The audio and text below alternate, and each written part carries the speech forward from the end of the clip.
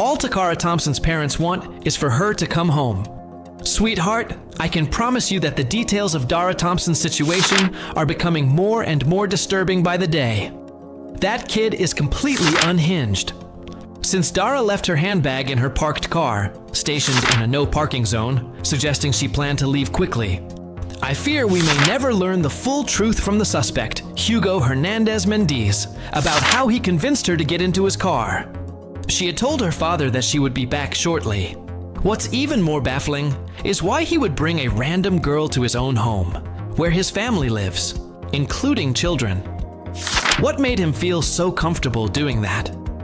Most people would choose a hotel or motel, which makes it harder to trace them if something goes wrong. Yet he took her to a house full of other residents. It doesn't add up. Personally, I believe none of this is a coincidence. There's something more going on here, and I feel sick to my stomach just thinking about it, especially given the alleged discovery of other women's underwear in Hulu's bedroom. Could we be dealing with a serial offender here? Before their meeting, did Dara even know this man? What exactly are the other family members hiding? Naturally, there has also been a wider discussion among some people who argue that for any black life to gain attention from BLM, it must be a black life lost under specific circumstances. The hands of a white person. Illegals don't count. That's why Dara Thompson's death hasn't received the attention it deserves. Social media has also been flooded with baseless theories claiming Dara was selling herself. Here's what we know. Dara was first reported missing by her father just before 9:00 p.m. on August 23rd. He told police he last saw her the night of August 22nd. She had called him briefly to say she was going to get gas and would be back soon, but she never returned.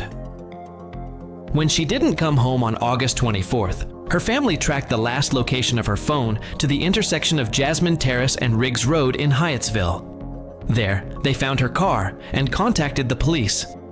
Dara was the youngest of 5 siblings, all of whom shared locations via the Find My Phone app. When checking her car's location, they saw it had been turned off, with its last known position near Jasmine Terrace and Riggs Road. Initially, the family held on to hope, but their fear grew as her bank account remained untouched.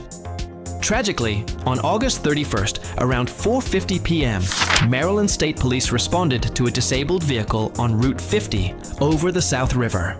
Troopers discovered a body approximately 30 feet below the embankment. On September 3rd, detectives confirmed the body was Dara's through family-provided photos. She had skull and facial fractures, and her family identified her through tattoos and jewelry. Here's where it gets chilling. Surveillance footage from August 23rd at 3:06 a.m.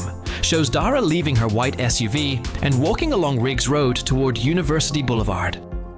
She entered a business parking lot, approached a black GMC Yukon Denali, spoke to the driver, and got into the front passenger seat. Authorities traced the vehicle to Hugo Hernandez Mendez, who lived on Kem Drive in Bowie, Maryland. Oddly, Dara left her purse in her SUV, parked in front of a fire hydrant. Who does that at 3:01 a.m. when getting into someone else's car? Was she in a rush, planning to return, or did she trust Hugo enough to leave her belongings? Did she turn off her location tracker herself? The timing, location, and her actions all feel suspicious. On September 3rd, detectives went to Hugo's home and found the black SUV parked outside. They obtained a search warrant and returned on September 4th. Before serving the warrant, they observed Hugo leave the house and get into the SUV. During questioning, Hugo claimed he was at the Galaxy nightclub earlier that morning, across the street from where Dara was seen entering his vehicle. He said he was supposed to meet his ex-girlfriend, but never did. When pressed, he denied involvement and requested a lawyer. After executing the warrant, police reportedly found Dara's blood, a missing white and pink French manicured fingernail, hair, a wig, and other evidence, including multiple pairs of women's underwear and lingerie. Hugo Hernandez Mendez was arrested and charged with first and second-degree murder of 19-year-old Dara Thompson. ICE also issued a detainer, labeling him a criminal and an illegal alien, ensuring justice for Dara's family. Investigators believe Hugo killed Dara inside his home and later disposed of her body over a short bridge on Route 50. It's horrifying to imagine someone calmly loading her body into a car, driving and tossing it like trash. Even more disturbing, people were in the house during these events. One cousin, living with Hugo, reported rarely seeing him in the last 2 weeks and noted a change in his behavior. She insisted her husband was uninvolved, yet he was later taken into custody by federal agents. Roommates reported hearing Dara and Hugo together, followed by unsettling noises, suggesting someone wasn't consenting. Questions remain. Did those inside the house see or hear more than they're admitting? Are they protecting Hugo out of fear, loyalty, or self-preservation? His criminal history adds another layer. Multiple DUIs, open containers, reckless driving, driving on a suspended license, all demonstrating a pattern of dangerous behavior. Investigators are still trying to determine if Dara and Hugo knew each other before her disappearance. Why did she leave her SUV in such an obvious spot? Was it a brief errand, a distraction, or something prearranged?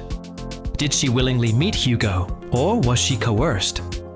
Did his family know more than they've shared? Could this be part of a larger pattern, with Hugo possibly linked to other missing persons? The case is chilling, layered, and disturbing. But now, I want to hear your thoughts. What do you think happened? Share your theories in the comments below.